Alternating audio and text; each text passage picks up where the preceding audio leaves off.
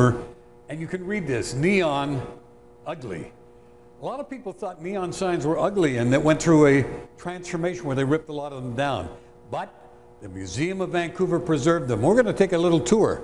Come with me. You've got to come here and see this. All the neon that made Vancouver a vibrant city. Amanda, we're talking about neon. We're going to light up everybody's life here. Yeah, it's going to be a great day. but Vancouver has a great history of neon, has it not? It does. One of the estimates is at the height of neon, so mid-60s or so, that there was actually 19,000 signs. And one rumor is that we had more neon signs in Las Vegas at the time. But there were a lot of people objected to it, didn't they? Yeah, well, that's one of the things that this exhibition explores, is this growing conflict of people who are saying neon is ugly, it's garish, and it's urban blight, and it's creeping into the suburbs, it's going all over. And so it wasn't just about coming downtown to Granville Street or Hastings Street and seeing this sort of exciting thing. It was, all of a sudden it was every mom and pop shop, every barber, everyone had some kind of neon sign. And so people started to be like, oh, it's spreading. Just going back to the history of neon, it really got underway, as I was telling you, in the 17th century. In the 17th century, a scientist was experimenting, and he looked at a thermometer filled with mercury, and he saw a glow. And when he shook it up, the whole thing lit up. But there was no electricity in those days, so they didn't take it to the next logical step. Right. But that was the beginning. And then it came to North America, a man called Claude Neon.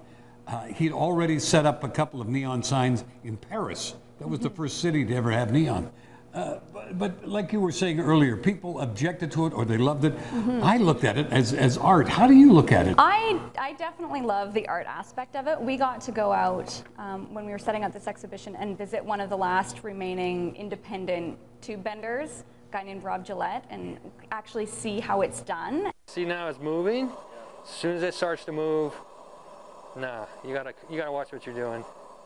Amanda, you mentioned to me that you love that Save on Food sign and Miller's, Credit Jewelers. Yeah, the Miller's one was great. And the cool thing is when you stand here and you look, or the interesting thing, you stand here and look this way today, none of these signs are here, just the Save on Meats, and there's actually a tree in the way. Behind us is the Blue Eagle Cafe sign that looks like it's a little rusty and a little bit in disrepair. Yeah. A little worse for wear, yeah. So this one we actually decided to leave unfixed. So a lot of these we had the glass rebent and put in place so they would look newer again. But this one was one that was bought outright by the owner instead of leased. So in Vancouver we have this amazing leasing system, which was also why neon was so popular. So you would lease from Pattison Signs the sign, and then every once in a while they would come and they would actually fix your sign. And this one was bought outright. So by the time it came to us in 2010, it was really looking like a mess. And so the conservator, what she did was sort of stabilize everything that was there so we could see what neon signs were actually starting to look like by the time they were coming down. Is there a story about Annette here? Well, the interesting thing about this one is, remember how I said that signs were leased? So this can, is the metal part, it's called a can, was actually originally for another business. Oh. So that business must have gone under. They sent the can back to the sign manufacturer. They refurbished it for Annette. So you can see Annette probably didn't have as much money for her sign as the previous person. You can see these holes covered up where the diodes used to come through for the signs. Right. And so instead of doing a full sign with lights up the old side, they did this lovely painting of this woman with her nice big bottom. This is amazing. It's for a dry cleaners, obviously, am I right? Yeah. Amanda? But more fascinating than just the neon, which in itself is fantastic. Explain what is behind it here. So what you see is the actual art behind tube bending. So there's a sketch, if you look closely, you can see the sketch of this man running with his laundry, and it's reversed.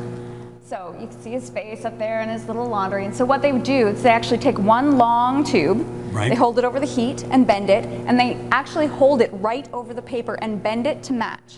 So his face here is all one piece of tube. You can see it come out in one place, it comes up the back of his head, makes his little hair lick, around his ear, down to his chin, his mouth, his nose, his eye, and back up to his forehead.